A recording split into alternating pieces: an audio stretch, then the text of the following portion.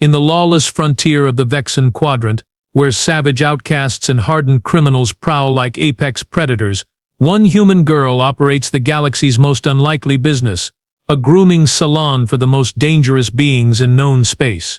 When Zara Vex, a soft-spoken Earth native with steady hands and an unshakable calm, begins offering her services to creatures that most sentient species won't even make eye contact with, the galaxy thinks she's signed her own death warrant.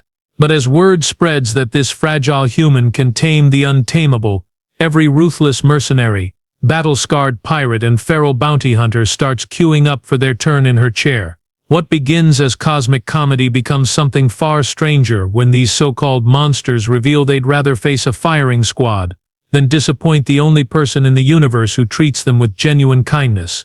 Now, as powerful factions take notice of her peculiar influence, Zara must navigate a galaxy that's starting to realize the most dangerous weapon isn't claws or fangs, it's trust. Look, I've been stationed on Frontier Post Cadrus for 6 solar cycles, and I've seen some truly deranged scenarios, but nothing, absolutely nothing, prepared me for the day a human female set up a grooming parlor next to the ammunition depot. My name is Throckvar, security analyst for the Galactic Outpost Authority, and I'm telling you this story because someone needs to document it before the history files get sanitized. Trust me, they will. The Vexen Quadrant isn't somewhere you vacation. It's where the galaxy dumps its mistakes, its criminals, its problems too messy for civilized space. We get Kraven war veterans with PTSD so severe, they've got standing shoot-on-sight orders in 3 systems. We get Sulfex raiders who've committed atrocities I can't legally describe. We get hunters who track sentient prey for sport. These aren't misunderstood souls. These are legitimate nightmares with pulse signatures. So when Zara Vex submitted her business licensing application for a grooming and personal care salon, I laughed so hard I ruptured my secondary lung sac. Had to get it patched at medical. The doc asked what happened, and when I told him, he ruptured his too. We were both wheezing in adjacent beds, convinced we'd just processed paperwork for the shortest-lived business venture in galactic history. I gave her 3 days, maximum. The first morning, I watched her through the security feeds, morbidly curious about how this would play out. She was tiny even by human standards, maybe 60 kilos soaking wet, with this choppy dark hair and these unsettlingly steady hands. She'd rented a corner unit with transparent aluminum walls, which seemed like either brilliant strategy or spectacular stupidity. Probably both. She set up her equipment with methodical precision. Adjustable chairs that could accommodate everything from bipeds to octopoids. Specialized tools I didn't recognize. Sinks with variable water pressure.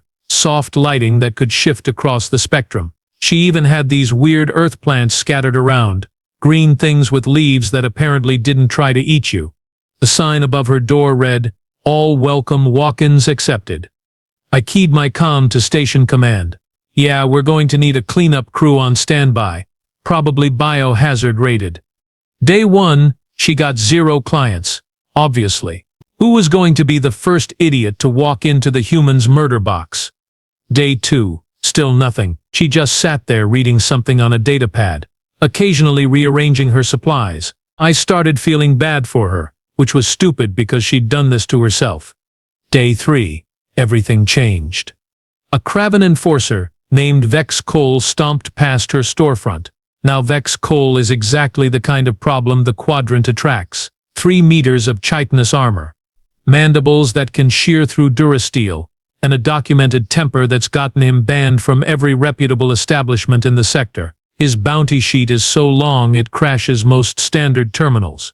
The guy's idea of negotiation is removing limbs until he gets compliance.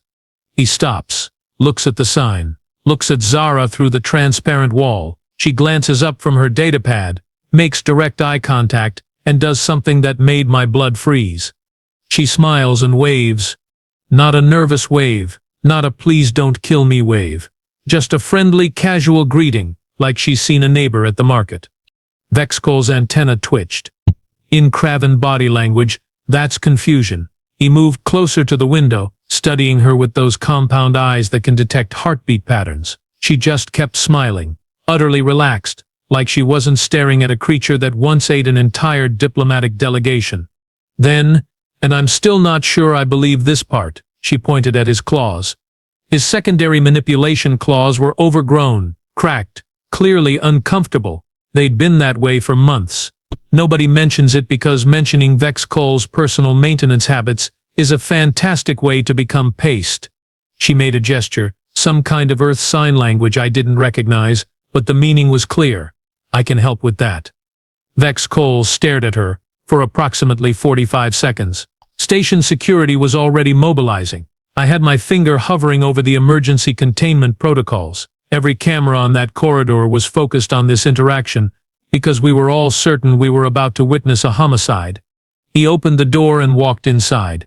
The entire security office went silent. Someone dropped their coffee. The environmental recycling system seemed to pause. Zara stood up, still smiling, and gestured to one of her chairs. It auto-adjusted to Kraven physiology, which meant she'd actually researched this. Vex Cole settled into it with visible suspicion, his body coiled for instant violence. She examined his claws with professional detachment, making these little thoughtful sounds, then selected a tool that looked like a fusion between a file and a sonic scalpel. She explained what she was going to do, her voice calm and clear, even though the audio pickups in her shop barely registered it over the ambient station noise. Then she started working. I've watched interrogation footage. I've seen psychological warfare, but I've never seen anything like watching this human girl casually trim the claws of the quadrant's most volatile predator while chatting about Earth weather patterns. Vex Cole just sat there, his mandibles gradually relaxed, his combat posture softened. At one point, I swear on my ancestral spawning grounds, he looked comfortable. 40 minutes later, she finished. His claws were pristine, properly shaped, clearly functional but no longer causing him discomfort. She held up a mirror device so he could examine them. He flexed them experimentally, making these clicking sounds that in Kraven culture indicate satisfaction. She refused payment, said first session was complimentary, returning customers got standard rates. Vex Cole left. Didn't destroy anything, didn't threaten anyone, just walked out looking more at peace than I'd ever seen him.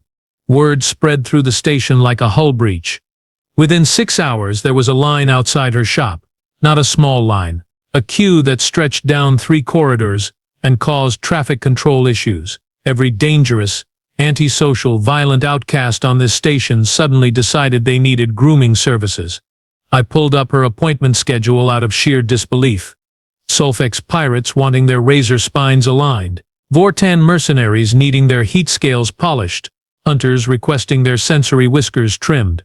Even a rogue Keltharian war drone showed up requesting maintenance on its retractable blades, and those things don't even have biological components. Sarah handled them all, every single one. She learned their anatomy, adapted her techniques, treated each client with the same gentle professionalism she'd shown Vex Cole. She remembered their names, asked about their lives, offered them tea from a collection of earth beverages that most carbon-based life could tolerate. The galaxy's most feared predators were getting their claws clipped by a human girl who weighed less than their individual limbs, and they were lining up for the privilege. Station violence dropped 40% in the first week. I had to file reports. Sarat. Command didn't believe them. They sent inspectors who watched the feeds and went pale, which is impressive considering most of them don't have pigmentation-based emotional responses. By week 2, she was fully booked for the next 2 months. That's when things got complicated. The complications started with Rax Corvin, which was predictable because that's just how the universe works.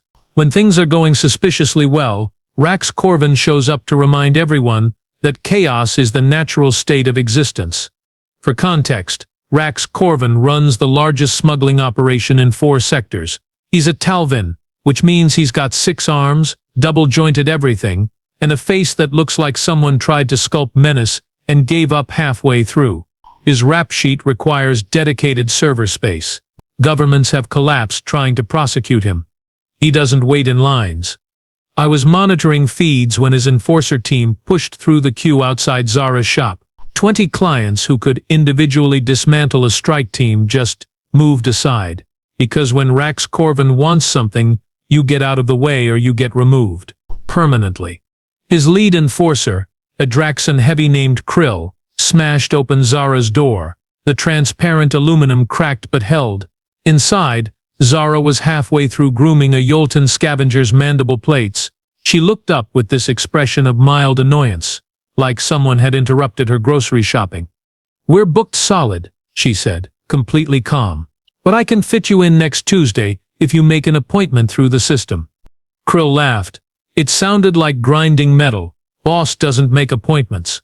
Rax Corvin entered behind him, ducking through the doorframe because Talvin physiology wasn't designed for standard station architecture. He surveyed the shop with those weird horizontal pupils, taking in the plants, the equipment, the Yolton frozen in the chair looking like he desperately wanted to disappear.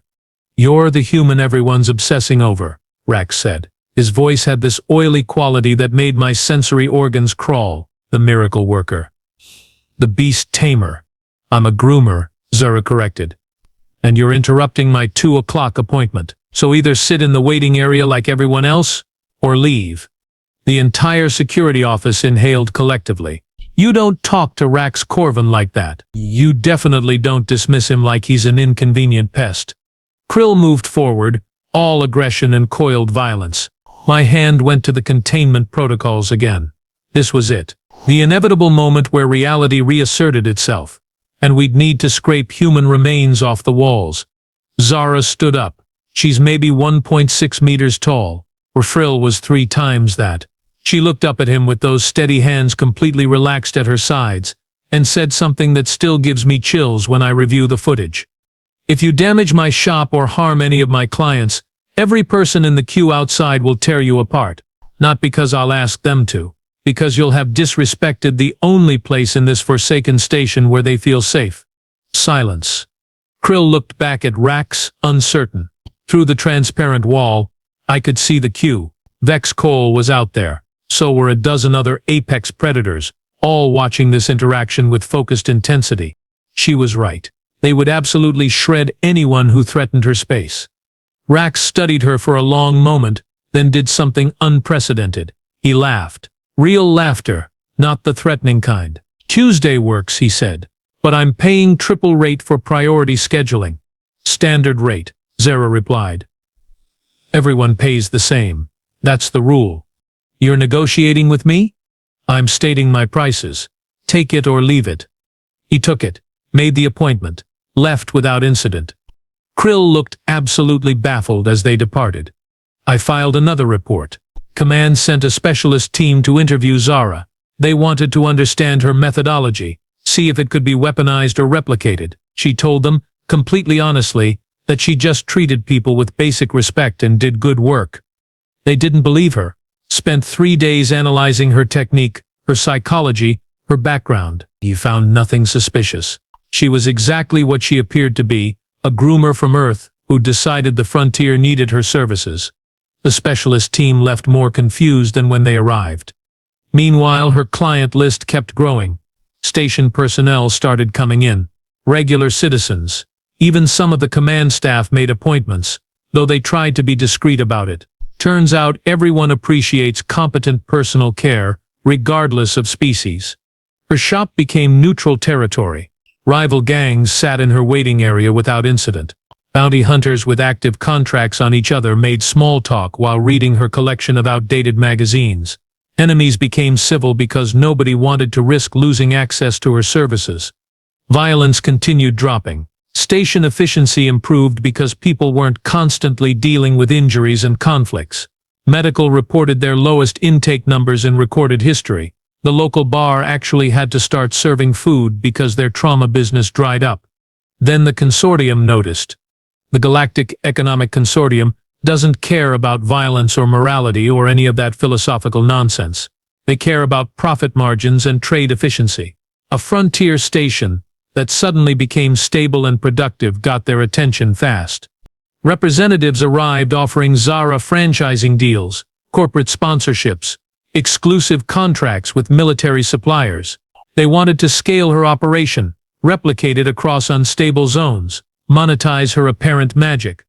She turned them all down, said she liked her shop exactly how it was. They increased their offers, astronomical numbers that would set up entire planetary populations for generations.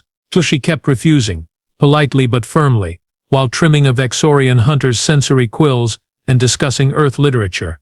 The consortium doesn't handle rejection well. They implied there might be complications with her licensing, her visa status, her legal right to operate, subtle threats wrapped in bureaucratic language. That's when her clients got involved. Vex Cole personally visited the consortium representative's hotel. Didn't threaten, didn't touch anyone, just stood in the lobby for 6 hours, maintaining eye contact with the front desk staff. The representative left station on the next available transport. Rax Corvin sent an official communication to consortium headquarters. I got a copy through security channels. It was beautifully concise. The human stays. Touch her operation and every smuggling route you depend on disappears. Permanently. A Sulfex pirate collective issued a statement that they'd consider any action against Zara as an act of war against their fleet. The consortium backed off fast. Command called me in for a private briefing. Wanted my assessment of the situation. I told them the truth, that one human with a grooming kit had accidentally created the most powerful protection network in the quadrant. Not through manipulation or strategy, just by being genuinely kind to beings everyone else treated like monsters. Is she dangerous? They asked. I thought about that.